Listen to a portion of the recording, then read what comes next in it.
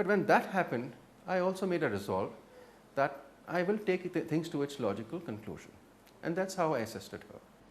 You still represent her in Goa?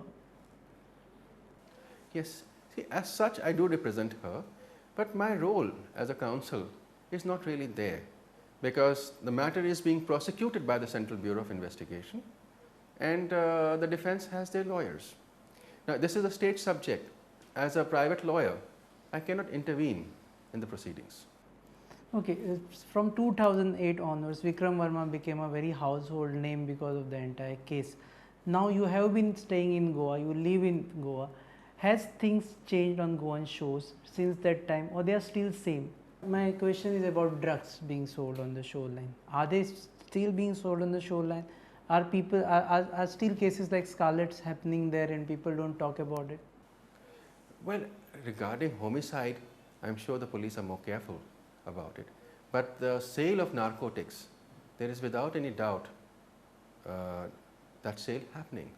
But the quantity may have gone down with the present government, because the present government is going all out to suppress narcotics. But it is incessant battle between the drug nexus and the government in power. At one point of time, Fiona named Roy Naik as responsible for death of her daughter. Now she is not here. You are representing her. Can you just elaborate on this? How come Roy Naik came into picture? All of a sudden, Home Minister's son came into picture about. See, the point is that there is no physical evidence gathered either by the CBI or by the Goa police against Roy Naik in specific person. Right? People informed Fiona, and the conduct of the state rests not only with its action but also its inaction.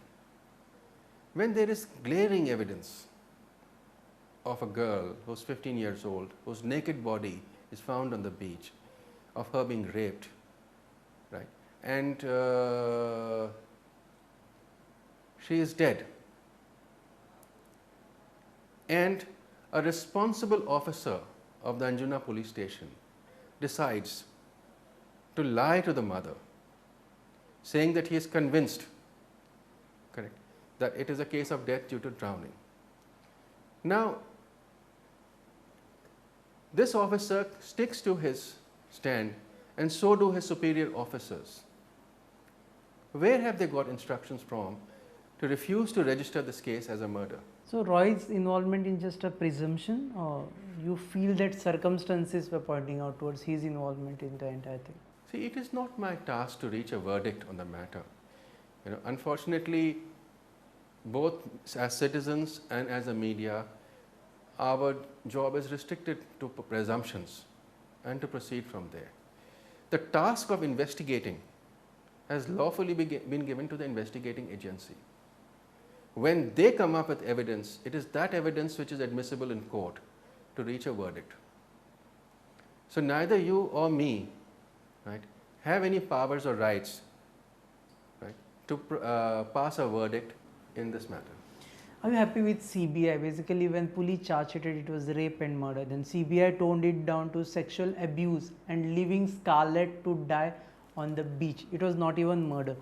Are you happy with CBI charge sheet? See, there was a time when the CBI enjoyed a high degree of credibility, right? But there are numerous voices today that the CBI has become an instrument of the state. So when those in power commit a crime and the crime is being investigated by the CBI, either the CBI will take an extremely long time, right, or they will come up with a verdict of not guilty. Now, when we examine the cases which have been sort of handled by the CBI, their conduct or their performance in terms of time frame, right, has been far from satisfactory. Right. I don't see that agency having the kind of energy it needs. I see that energy of the CBI being continuously diluted by political forces, both in small cases and in large cases. But wherever there is involvement of powerful people, right, the CBI's conduct has not been Again, you are satisfactory. saying that in this case, since some powerful people are involved in this, they have toned it down to a lesser degree of crime. So to my mind, it is very clear that there are powerful people involved. If there were no powerful people involved, then glaring evidence would have been treated as evidence at the first stage by the in charge of the Anjuna police station. So you are also a representative of Russian consulate in Mumbai, and you are representing them in Goa.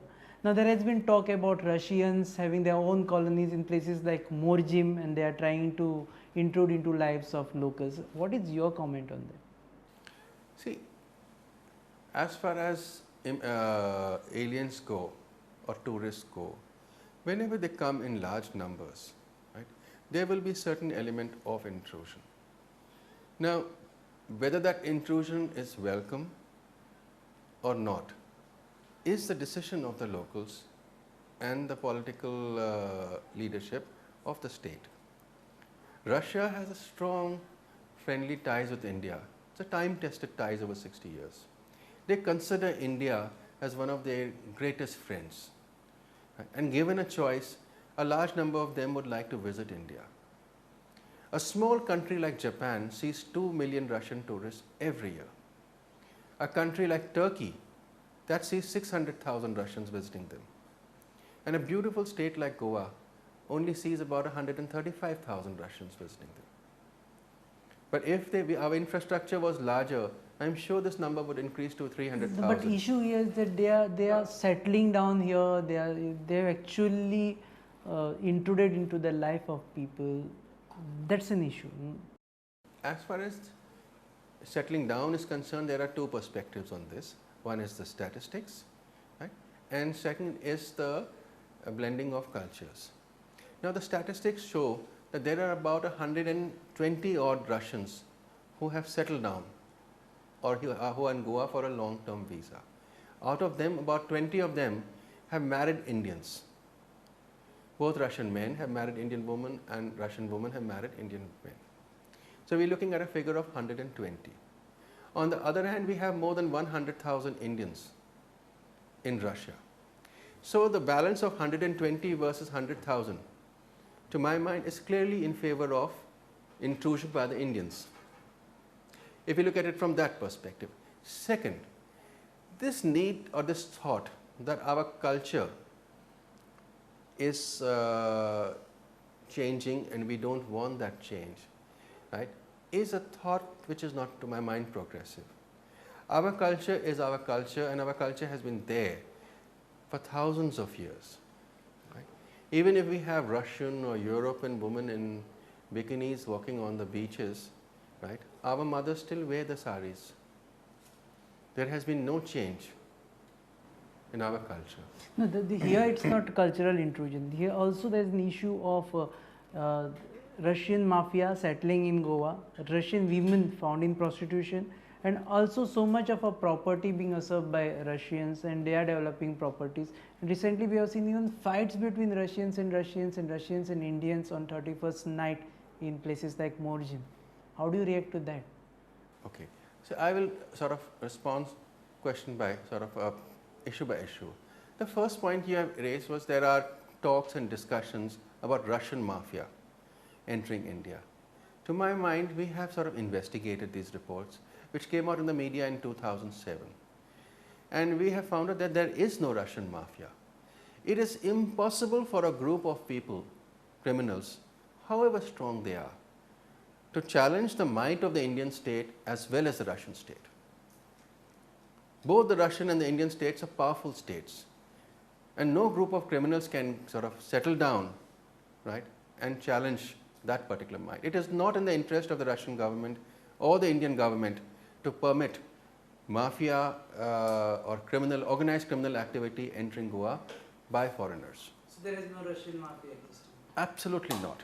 Now there was a Russian mafia in 1992 when the Soviet Union collapsed, and there was a sort of a period where there was lawlessness and a new nation was being born. Those people had usurped a lot of money, right?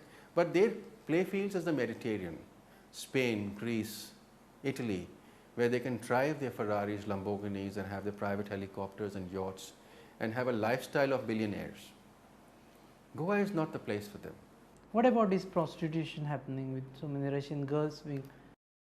There has been a lot of talk in the media about Russian women being involved in prostitution, but in every such case when I have inquired, I have found that the girl is either from Kazakhstan or Uzbekistan or from the erstwhile CIS countries. The fact that the girl speaks Russian doesn't mean she's a Russian national. So, to my mind, it comes from a presumption that any person speaking Russian is a Russian person. So Russians are good guys. No, I would not say that they are good people. The elements of good and bad in them are similar to sort of nationals all over the world. There is crime happening in Russia. There are jails in Russia, and there is a police in Russia. But so are the jails and the police in India. Right? The percentage of crime is not so high to call the entire Russians as criminals.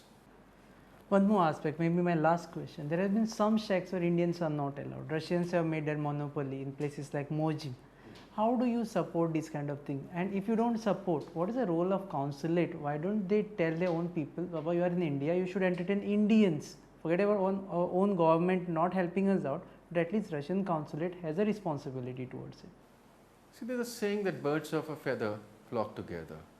Now, if they were in a country like Ukraine or Uzbekistan, I am sure they would not flock together because they could speak the local language. We as Indians, suppose we are a group of 50 or 100 people, we go to Russia where nobody speaks English or Hindi or Konkani. We would prefer to stick together. So in case of any problem, we are able to communicate with each other. No, we are talking about shacks where Indians are banned from entering into it. No, see, if there is any such case of a shack where Indians are banned, right, that is regrettable and that must be stopped because this is our country and as Indian citizens we have a right to go anywhere. In one particular incident, right, where I got a report that some Indians were stopped and we visited that place to find out, right, where that why was the reason, right, why Indians were stopped. But I was informed that there were some tourists who had come from Karnataka, right, and they were misbehaving with some of the girls in the restaurant. So based on that, the owner of the restaurant had politely asked them to move on. But it was not a blanket ban on all Indians. So if it was not Indians or boys from Karnataka, if it was a group of Russian boys who were misbehaving with the ladies there, I am sure this owner would have thrown them out also. No restaurant would permit boys who are drunk or misbehaving with girls to remain in that restaurant. Okay, with this we sum up our interview. We were talking to Vikram Verma. He is a lawyer representing Fiona McConnell. He feels that Scarlett's case has been delayed and he is also worried that justice delayed may not be justice done. Second aspect he spoke about is that there were so many powerful people involved in the case when Scarlett was killed. And third and most important part he spoke is that there is no Russian mafia in Goa, and he says that Russians, if they are bad people, can be punished by the Indian government. Thank you, sir, for being with us. You are watching Counterpoint, your own interview series that we bring to you on Monday at 7:30 and 9:30 p.m. Keep watching Prudent.